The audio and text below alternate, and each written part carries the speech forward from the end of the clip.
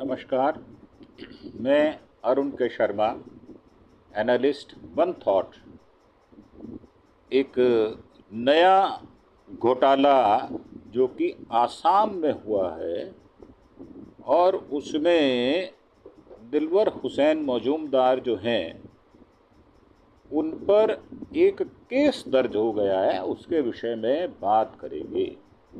आसाम के जो chief minister हैं हेमंता बिस्वा शर्मा, वैसे भी वो काफ़ी चर्चित रहे हैं अपने हिंदू मुसलमान के विषय में। जो वो ऊट पटांग और अनर्गल बयान देते हैं, भड़काऊ बयान देते हैं, उसके लिए तो वो बदनाम है ही हैं।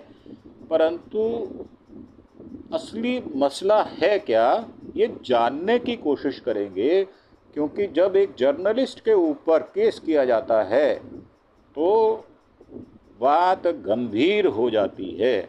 हमारे काफ़ी जर्नलिस्ट जो सोशल मीडिया के लोग हैं, उनके जो अकाउंट हैं यूट्यूब पर, उनको भी हैक किया जा रहा है।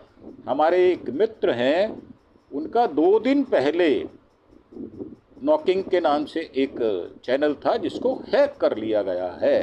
तो मेरा मानना ये है कि जो मुखर होकर बोलते हैं लोग, उनको टारगेट किया जाता है। तो आज एक पड़ताल करते हैं कि दरअसल ये आसाम बैंक घोटाला जो है, जिस पर सवाल पूछा दिलवर ने, उन पर केस हो गया। तो उनके जो बैंक के जो डायरेक्टर हैं, ऐसा पता लगता है कि उनके जो चेयरमैन हैं वो भारतीय जनता पार्टी के विधायक हैं। हेमंता बिस्वा ने कहा कि ये जो पत्रकार है, ये पत्रकार नहीं है, ये पूरा परिवार दलाल है। साहब, जब आपके ऊपर जब उंगली उठती है ना, तो आप किसी को भी दलाल बोल देते हैं।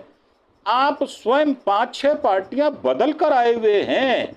आपने जो अपना 1995 के बाद कैरियर शुरू किया, उसके अंदर कौन कौन से अपराध किए, कहाँ कहाँ आपने चीज़ों को दबा दिया, कैसी कैसी आपने बातें की हैं, आपके विषय में बहुत सारे एपिसोड बने हुए हैं। आप दूध के धुले हुए नहीं हैं, ये बात मैं खुलकर कह रहा हूँ आपको। आपने भी बहुत कुछ किया हुआ है, परंतु शासन में जो व्यक्ति रहता है वो दबंग हो जाता है, उसके पास शासन की सत्ता की ताकत होती है, इसलिए वो इस प्रकार की बातें करता है। आपने तो राहुल गांधी तक के असम के अंदर जो केस रजिस्टर करके उनको यहाँ आने पे मजबूर कर दिया। और जबकि राहुल गांधी से आपकी शिकायत ये थी कि वो कुत्ते को बिस्कुट खिला रहे थे और आपको कुछ नहीं पूछ रहे थे, तो आपने नाराज होकर कांग्रेस छोड़ी। तो इतिहास आपका नहीं खंगालेंगे हम बात करेंगे ये जो बैंक का घोटाला है, इसमें क्या अपडेट है। 25 मार्च को गुवाहाटी में असम कोऑपरेटिव एपेक्स बैंक के बाहर प्रदर्शन चल रहा था। बैंक पर घोटाले के आरोप लगे थे। प्रदर्शन कवर करने गए थे ये दिलवर साहब, तभी बैंक के एमडी दम्बारू सैकिया वहाँ पहुँचे, जो बैंक के एमडी हैं, मतलब मैनेजिंग डायरेक्टर जो हैं। तो उन्होंने घोटाले पर एक रिएक्शन लेना चाहा, परंतु उन्होंने कहा कि बैंक के अंदर चले गए वो बगैर कोई जवाब दिए, और जैसे ही बैंक से बाहर आया मुझे पुलिस वालों ने पकड़ लिया और थाने ले गए। क्यों ले गए थाने? क्या प्रश्न पूछना अपराध है?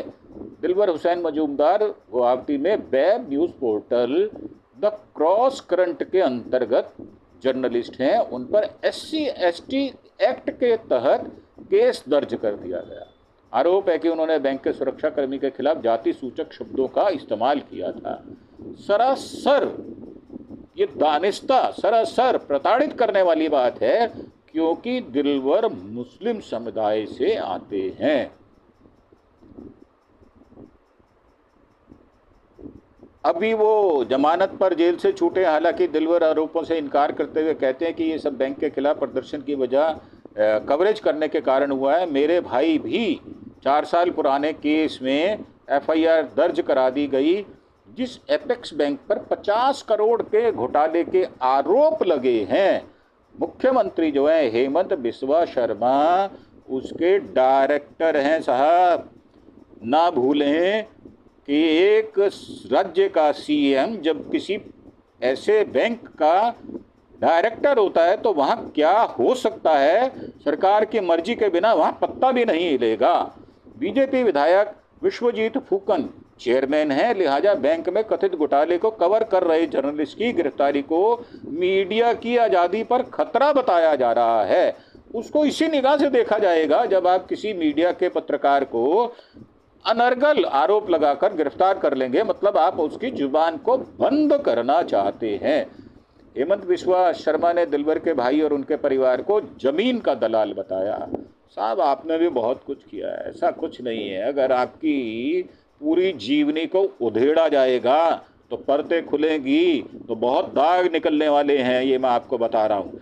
आप बदनाम तो हैं ही हिंदू मुसलमान करने में। आपने देश के अंदर सौहार्द को पूरी तौर से बिगाड़ा, इसमें कोई दो राय नहीं है। मैं खुलकर बात कर रहा हूँ आपसे।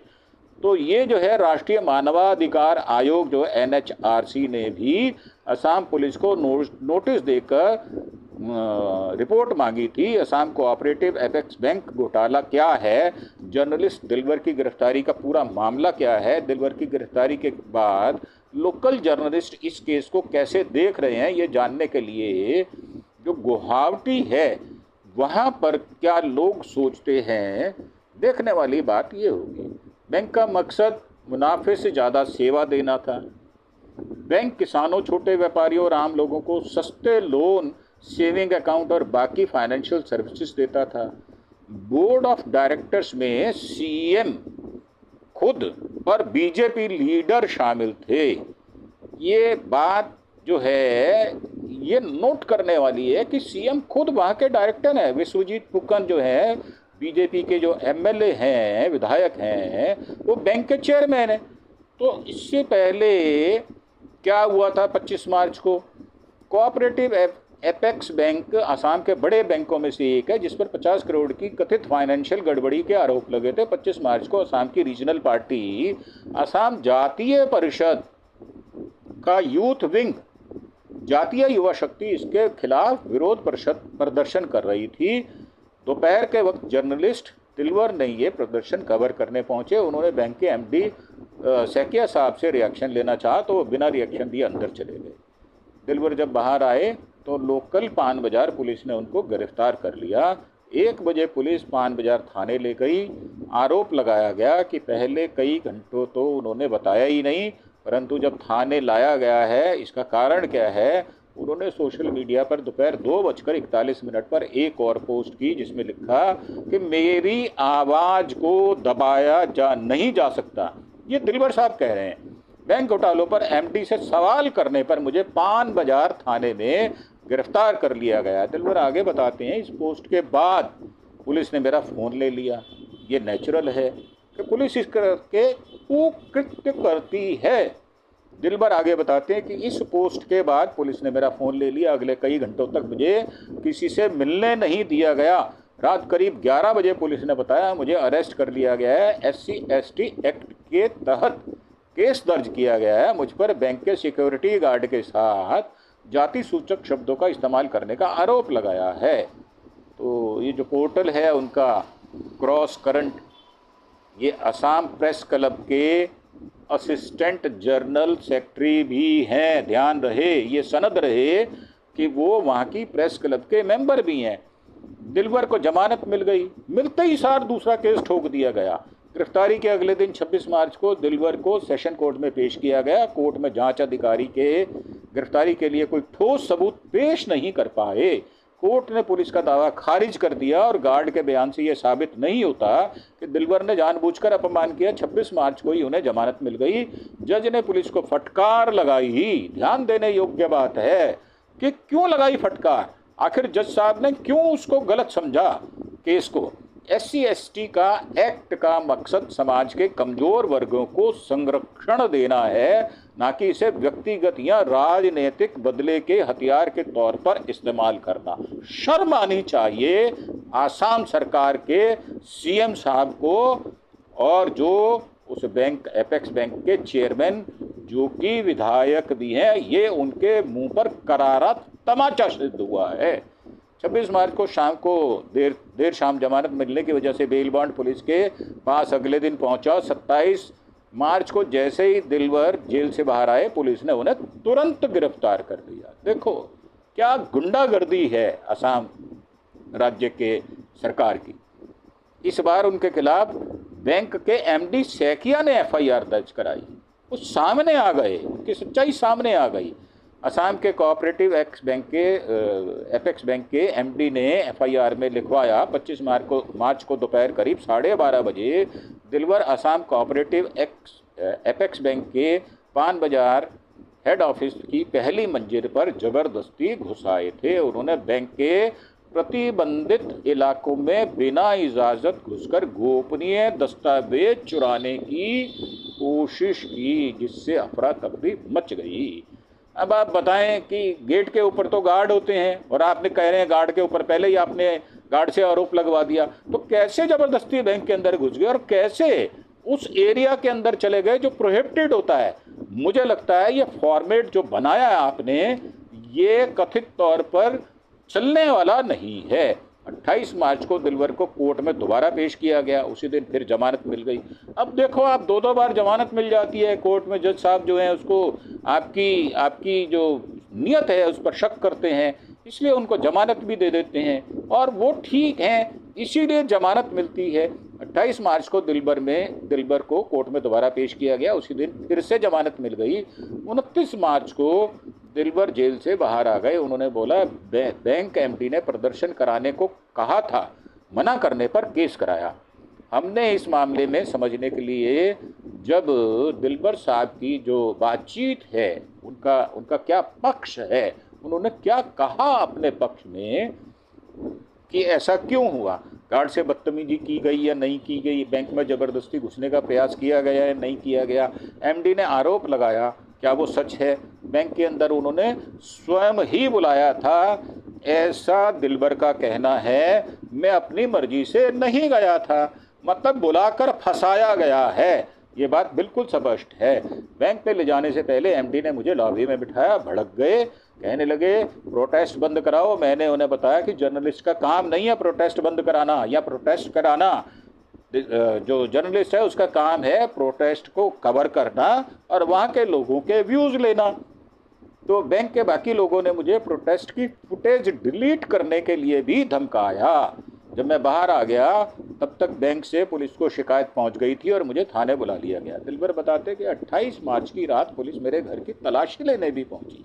क्या आपने सर्च वारंट की तलाशी लेने का जो कोर्ट से ऑर्डर लिया, घर पर सिर्फ मेरी पत्नी थी, इसके बावजूद तलाशी की कार्रवाई में कोई महिला पुलिस नहीं थी। ये नोट करने वाली बातें हैं कि वहाँ पर अगर घर में अकेली महिला है और आप महिला पुलिस को साथ लेकर नहीं आते तो इस प्रकार का कृत्य जो है वो वैधानिक नहीं है, वो कानून सम्मत नहीं है।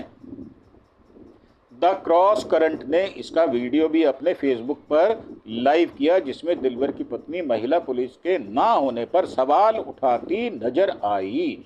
2018 में बैंक के इंफ्रास्ट्रक्चर पर 28 करोड़ रुपए का खर्च किया गया था। 2025 में ये खर्च बढ़कर 50 करोड़ रुपए हो गया, ये भी आरोप लगा है। जून 2024 को बिना ऑफिशियल कॉन्ट्रैक्ट के एक आईटी वेंडर के साथ काम करने का आरोप है। बैंक के डाटा की सुरक्षा पर भी सवाल खड़े हुए हैं। एमडी जो है सैकिया, उनका दावा है कोई घोटाला नहीं हुआ, बैंक ने विंडो सिस्टम और पुराने सॉफ्टवेयर अपडेट किए थे, इसलिए कास्ट बढ़ी। अब आप देखें आप कौन कौन सी आड़ लेकर अपने आप को बचाने की कोशिश कर रहे हैं। तो सैकिया जो बोले कि दिलबर से मैं बात नहीं करूंगा, मत करिए बात। आप बात ना करने से आपके खिलाफ क्या जर्नलिस्ट जो है वो अपना काम छोड़ देंगे। एमडी सैकिया साहब का पक्ष जानने के लिए एपेक्स बैंक पहुंचे थे। वहां घोटाले के आरोपों और दिलबर केस को लेकर जो बात की गई उनसे, तो उस दिन कुछ लोग बैंक के बाहर प्रोटेस्ट कर रहे थे। जर्नलिस्ट दिलबर भी वहीं थे। कस्टमर्स को बैंक के अंदर आने में दिक्कत हो रही थी, तब गार्ड ने थोड़ा जगह बनाने की अपील की। उसी वक्त गार्ड के साथ बदसलूकी भी हुई जो जनता ने की, परंतु दबारू ने दिलबर के आरोपों पर बात की तो उन्होंने कोई जवाब देने से मना कर दिया। मामला कोर्ट में होने का हवाला देते हुए उन्होंने कहा कि सारे सबूत पुलिस को सौंप दिए गए हैं। गार्ड के विषय में पूछने पर उन्होंने मामला कोर्ट में होने का हवाला दिया। जब हमने गेट पर मौजूद दूसरे सिक्योरिटी गार्ड से पूछताछ की तो उन्होंने बताया कि जिस गार्ड के साथ कथित बदसलूकी हुई थी उसको छुट्टी पर भेज दिया गया है। यहाँ भी एक गिमिक किया गया है, एक प्रयोग किया गया है, एक चालाकी की गई है। आमतौर पर ऐसा होता है कि जिस व्यक्ति को कॉन्ट्रावर्शियल बना दिया जाता है उसको साइड से हटा दिया जाता है। उनकी तबीयत खराब चल रही है, गार्ड का कांटेक्ट देने से भी मना कर दिया गया है। अब कमिश्नर साहब बोले कि इतना ज़रूरी केस नहीं कि बार बार बात करें। एनएचआरसी के नोटिस दिलवर एमडी दवारू के आरोपों को लेकर नए सिरे से पुलिस से बात जो है वो उन्होंने करने की कोशिश की। अब ये सारी डिटेल जो है वो बातचीत हो चुकी है। प्रेस क्लब की प्रेसिडेंट बोली सरकार के खिलाफ लिखेंगे तो केस होगा। ये महत्वपूर्ण बात है कि आप सरकार की चापलूसी करें, चरण चुंबक बने, उनके कसीदे पढ़ें, उनकी तारीफ करें। और वैसे भी हेमंता बिस्वा शर्मा तो एक ऐसे व्यक्ति हैं जो उनकी चमचागिरी करेगा, चाटुकारिता करेगा, उसको वो इनाम देंगे। उनका स्वभाव ही ऐसा है, वो अपने आप को ज़्यादा इम्पोर्टेंट मानते हैं, इसीलिए वो कांग्रेस से बाहर आए। बहुत सारी पार्टियों से वो बाहर आए हैं, उनका इतिहास बहुत खराब है। तो मेरा मानना ये है कि असम प्रेस क्लब की प्रेसिडेंट सुष्मिता गोस्वामी ने बताया कि ये मीडिया की आज़ादी पर खतरा है, बहुत ही डरावनी स्थिति है। दिलबर ऑन ड्यूटी थे, एमडी ने उनका पक्ष जानने गए थे, जर्नलिस्ट जैसे काम करते हैं वैसे वो काम कर रहे थे, केस फर्जी थे। कोर्ट ने दोनों को आसानी से जमानत दे दी, SC/ST एक्ट के अंदर भी जमानत दे दी, जबकि इसके अंदर जमानत मिलना उतना आसान या सरल नहीं होता। दरअसल जो बैंक के चेयरमैन हैं, बीजेपी के विधायक हैं, उन्होंने इसीलिए केस किया कि अगर जर्नलिस्ट कुछ लिखेगा तो उस पर केस किया जाएगा। इस सरकार में जर्नलिस्ट काम करने के लिए आज़ाद नहीं है। ये सुष्मिता गोस्वामी जो प्रेसिडेंट हैं असम प्रेस क्लब की, ये वो कह रही हैं। सुष्मिता और भी मामलों का जिक्र करते हुए पत्रकारों की सुरक्षा की मांग करती हैं। वो बताती है कि प्रेस क्लब जल्द ही गवर्नर, सरकार और पुलिस के सामने अपनी मांगों की लिस्ट रखेगा, जिसमें सुरक्षा को लेकर डिजिटल पत्रकारों के लिए सिस्टम बनाने की बात की जाएगी। अब दिलबर के भाई का 4 साल पुराना केस है, जेल में बंद हैं, उस पर हम बात नहीं करेंगे। इसमें तैबूर रहमान को ज़मीन हड़पने और दिलबर के भाई पर केस की जांच होने से स्पष्ट हो जाएगा। तो साहब आपको किसने रोका है कि आप उसकी केस की सुनवाई या केस की पैरवी ना करें। तो बिश्वा साहब ने इस केस पर बयान देते हुए कहा है कि उनका भाई दलाल है और ज़मीनों का काम करते हैं। 2021 में उसको गिरफ्तार किया गया था, चार्जशीट दाखिल की गई थी। तो उनका अपने भाई से क्या लेना देना है इस मामले में, सरकार ने उनको निलंबित कर दिया था। तो ये सब बातें जो हैं ये सब गोल गोल घुमाने वाली बात है। अब पॉलिटिकल पार्टीज़ क्या कहती हैं इस घोटाले को लेकर। AJP और कांग्रेस ने सरकार घोटाले को लेकर जो घेरा है, प्रेस की आज़ादी पर हमला बताया। 25 मार्च को असम जातीय परिषद AGP के कार्यकर्ता ही प्रदर्शन कर रहे थे और उनके जियाउल रहमान ने बात की और प्रेस की आज़ादी पर हमला बताया। बीजेपी पर आरोप लगाया कि बैंक घोटाले को कवर करने के लिए ये सब किया जा रहा है, उस पर मिट्टी डालने के लिए ये सब किया जा रहा है। यानी कांग्रेस लगातार बैंक के शीर्ष पदों पर भर्ती घोटाले का आरोप लगाती रही है। कांग्रेस लगातार जांच की भी मांग करती रही है। कांग्रेस सांसद गौरव गोगोई भी असम से आते हैं और उन्होंने निष्पक्ष जांच की मांग को लेकर PM मोदी को लेटर भी लिख चुके हैं। 5 अप्रैल को कांग्रेस कार्यकर्ताओं ने गुवाहाटी में बैंक के हेड ऑफिस के बाहर कथित घोटाले के खिलाफ विरोध प्रदर्शन भी किया था। अब दूसरे केस में जो है वो बीजेपी प्रवक्ता किशोर उपाध्याय मीडिया की आज़ादी पर खतरे में से इनकार करते हैं। वे कहते हैं कि पत्रकार होने के चलते इनको गिरफ्तार नहीं किया गया। ये तो साहब बात सिर्फ बात बनाने वाली बात है, बात को मोल्ड करने वाली बात है। और ये आप झूठ बोलेंगे क्योंकि आप बचना चाहते हैं। एडवोकेट और बिजनेसमैन भी हैं। PM से लेकर CM तक को पता नहीं क्या क्या कहते हैं वो, ऐसा कुछ नहीं है। जो भी होता है वो अपने संयमित उसमें बात करते हैं, उनके खिलाफ लिखा गया है। अपेक्स बैंक पर पहले भी आरोप लग चुके हैं। 2022 में आरोप लगे थे 20 20 करोड़ का लेन देन Reserve Bank of India RBI के दिशा निर्देशों को नज़रअंदाज करके किया गया था।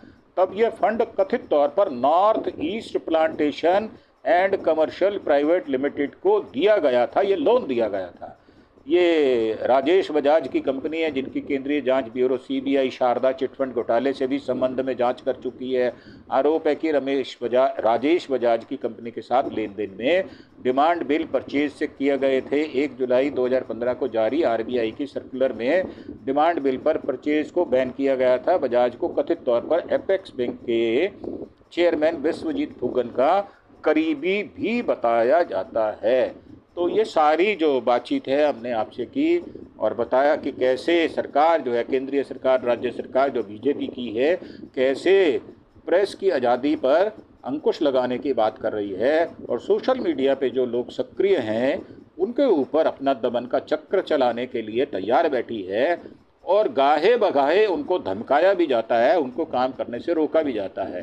तो मैं इसकी भर्त्सना करता हूँ और ये डिमांड करता हूँ कि जो सोशल मीडिया या दूसरी मीडिया जो मेन स्ट्रीम मीडिया है वो तो आपके तलवे चाटू मीडिया है, पत्तलकारिता करती है वो। तो जो पत्तलकारिता करती है आप उसको एडवर्टाइजमेंट भी देते हैं, हम लोग कोई एडवर्टाइजमेंट लेते नहीं हैं। तो मेरा मानना ये है कि हमें अपनी बात कहने की स्वतंत्रता ये संविधान देता है, हम अपनी बात करते रहेंगे। चाहे तो आप किसी के भी खिलाफ केस कर सकते हैं, आपके पास अधिकार हैं और आप सत्ता में रहने का दम्भ भी भरते हैं। आप में घमंड बहुत ज़्यादा हो गया है क्योंकि आपके पास कई राज्यों में सत्ता है और केंद्र सरकार आपको प्रोटेक्शन देती है। इसी के साथ मैं अपनी बात को समाप्त करते हुए आपसे आज्ञा चाहूँगा और एक बार फिर से प्रार्थना कि मेरा जो चैनल है अरुण के शर्मा एनालिस्ट वन थॉट, इसको आप ज़्यादा से ज़्यादा सब्सक्राइब करें, शेयर करें और लाइक भी करें। धन्यवाद। जय हिंद, जय भारत।